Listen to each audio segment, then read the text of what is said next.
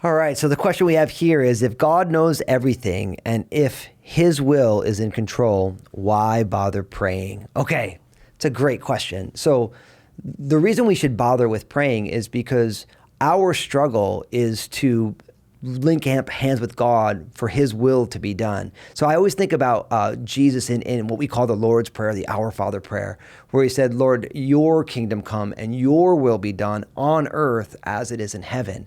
And so really it's a prayer saying, God, I want to be available to you, to join you in your kingdom, touching down into the kingdoms of this world, your will to be done, not only in my world, but in my own life. So really prayer is the word that we use for the conversation we get to have with God to see his will done in our lives. And so Jesus taught us to pray that way. And prayer is, imagine if you're trying to deepen a relationship.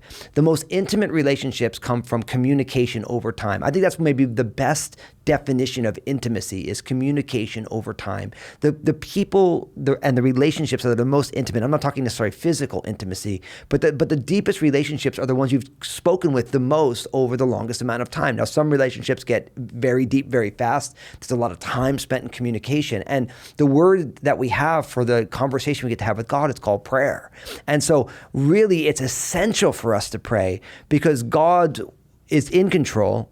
God is sovereign over everything and he knows everything that's happening, but he's looking for people to join him. And the body of Christ, the people of God, our joy is to link up hands with God to get his will done on earth and saying, God, I surrender my ideas about what the future should hold because I want your purposes to come to pass. So Lord, I am here. I surrender to you. I give you my plans and I say, God, do the work that you want to do in my life. Now, here's the other thing that I want to tell you about prayer is that as you walk with God longer and more intimately, you want to actually pray more. The reason why I think most people don't pray very much is because there's a part of them that's scared that God actually isn't there.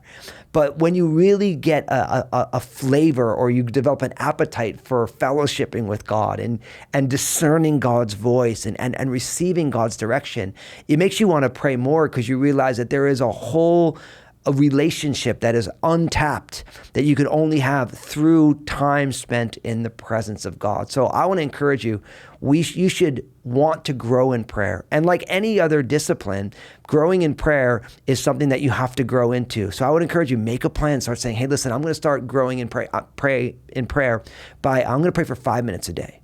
And do that for a week and say, okay, I'm going to pray for 7 minutes a day, right? And just start growing that. And I promise you, if you continue to pray every single day, you're going to want to do more and more of it because God's going to meet you and God's going to speak to you. And you're going to say, Lord, will you do more and more in my life? And you're going to see the things that you've been praying about coming to pass. And you're going to be praising God for the ways that he's working. And so let prayer be something that blossoms in your life like flowers blossom in the springtime.